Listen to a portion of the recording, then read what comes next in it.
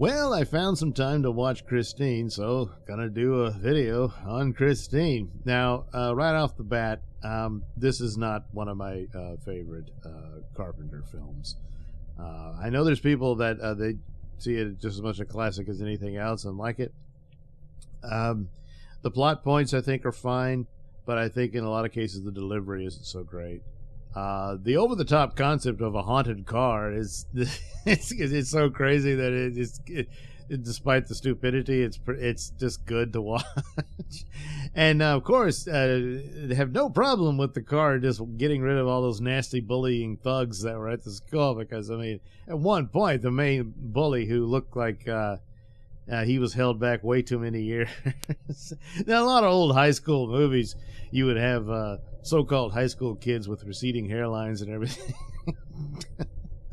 He didn't have a receding hairline, but still, he looked a little too old to be there. But, you know, he's a very violent guy and threatens this kid. So, well, boy, does he get what's coming to him in here. But the concept here is that this is well, I said haunted car, I guess a demon-possessed car of some sort. We get to see it come off the factory lot where it kills two men, so it maims one and kills another. And then we jump ahead. This teenage boy is a bit of a nerd and put upon. He has one good friend who's on the football team, tries to help him out and stand up for him and stuff. And a mother that's constantly domineering him and criticizing him and stuff. So he's a beaten down kid. So that sets him up to be a prime target for the car, I guess, you know, as to why you know, he's immediately you know, sort of blind to what the car's doing at first anyway. But the backstory of the second backstory, which we don't see, but we're told the story about the previous man who had owned the car. And so it's basically telling you what's going to happen to this kid, and it does. So the car, it was referred to that the car is jealous of it. He gets a girlfriend when he starts to get more confident when he gets the car, and all that. Just gets the influence of the car. He starts dressing well. He gets rid of his glasses, which they don't say he has contact lenses. So I guess the car healed his vision. I don't know, because they even show you how severe his eyesight deal was, because the bully crushes his glasses and the kid's struggling to see and all that, you know, like Velma from Scooby-Doo. And then suddenly he just doesn't have it anymore. So obviously, from the outset, you know, there's something going on with it.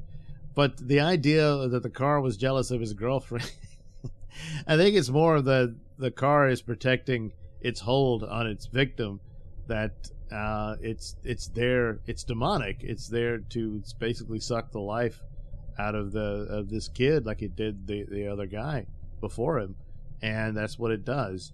And that's all it's about. Anyone who's a threat to that relationship, it eliminates. And then, of course, it gets revenge on the bullies who come and smash the car all up. The scenes of the car regenerating itself are pretty damn good, you know. And so it just goes to show you nothing can really destroy the car. They seemingly do at the end, but they really didn't, did they? It's still moving, you know. Which I suppose they could have done a Christine 2. Did they do a Christine 2? I don't know. It sounds like something that, you know, direct to DVD or something. Well, they not at the time, but anyway. Of course, it was based on a Stephen King story and all that, but it's better than Maximum Overdrive. There's no doubt about that. The girlfriend is played by Alexandra Paul, who was the less well-endowed lifeguard from Baywatch. She's a beautiful woman, but still, you know. And some of the acting comes across stiff. Sometimes it's okay. It's some things kind of jump ahead. They do this time lapse, you know, which is fine in and of itself, but it's even the emotions of the character seems to jump ahead a little too much in some of that. But I don't know, it just didn't seem to have enough of a cohesive mood to it as the other three films did. So I'm not sure why. Maybe it was just hung up on the idea, hey, look, this car is just killing people. And so on and so forth. So by the end, the kid just isn't you have to conclude he's not really him anymore. He's completely dominated by the spirit of the car. Because at first they go to destroy the car, and you don't, and then finally at the end it reveals that he was in it. You know, the other times he really wasn't, or maybe he was. I mean, I don't know. I mean, because he would say he had an alibi for one of the killings, but that's just his word. So, but in here you see, yes, he was inside the car when the final showdown between his best friend and his girlfriend, and all that. And they crushed the car and everything, but it's still moving back at the junkyard. So Christine lives, but the kid whose name I'm dropping for some reason, gee, I guess I wasn't that wowed by the movie. I'd only seen it once years ago, and now I realize I wasn't that wowed about it then either, I guess, because I never bothered to watch it again. And so I only watched it for the purpose of looking at John Carpenter films. And so this one's way down on the list after the greatness of Halloween and The Thing, and even The Fog, which I like in particular, but I can see why it's weaker than the other two. But I'm saying it's much better than this one. So what you gonna do? The other people, a lot of people I know they love the film, and I think there's sometimes I think there's a certain draw to the aspect of just how crazy that is. The possessed car. There was another movie called just The Car. That was a car that would kill people, and there was no driver, or anything like that. So, and probably I like that one better than this one. It's a stupid concept, but that doesn't necessarily matter.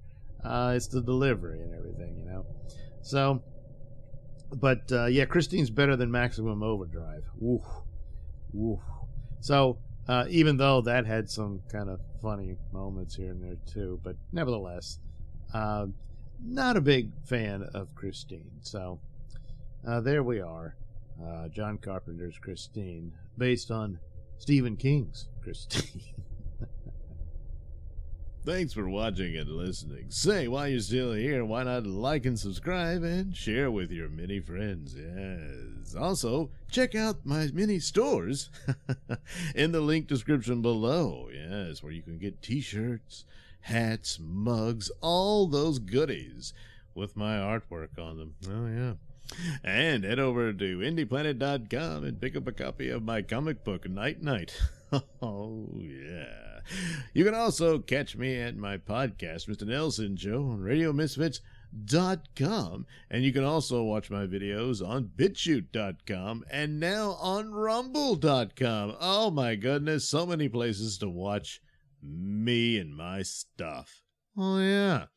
And if that's not enough for you, well, you can follow me on many social media platforms and say hi to your old pal, Mr. Nailsin.